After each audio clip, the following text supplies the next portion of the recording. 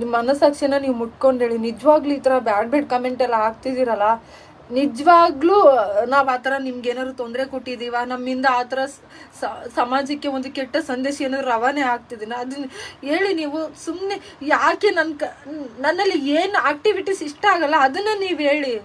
ಅದನ್ನು ನೀವು ಹೇಳೋದು ಬಿಟ್ಬಿಟ್ಟು ತುಂಬ ಕೆಟ್ಟದಾಗಿ ಬಿಂಬಿಸ್ಬೇಡಿ.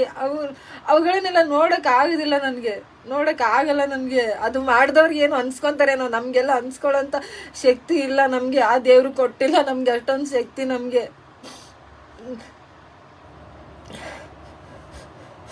ಲಾಸ್ಟ್ ಟೈಮ್ ಒಂದೇನೋ ಒಂದು ಪ್ರಬುದ್ಧವಾಗಿ ನಾನು ಏನೋ ಯೋಚನೆ ಮಾಡಿಬಿಟ್ಟು ಏನೋ ಒಂದಿಷ್ಟು ಲೈನ್ಸ್ನ ಬರೆದಿದ್ದೆ. ಅದು ಯಾರೋ ಒಬ್ಬ ವ್ಯಕ್ತಿಗೆ ಅಂತ ನಾನು ಆ ಥರ ಬರ್ದಿದ್ದಿಲ್ಲ. ಆವಾಗೊಮ್ಮೆ ನನಗೆ ತುಂಬ ನೆನೆಸಿದ್ರು, ತುಂಬ ಕೆಟ್ಟದಾಗಿ ತೀರಾ ಅಂದರೆ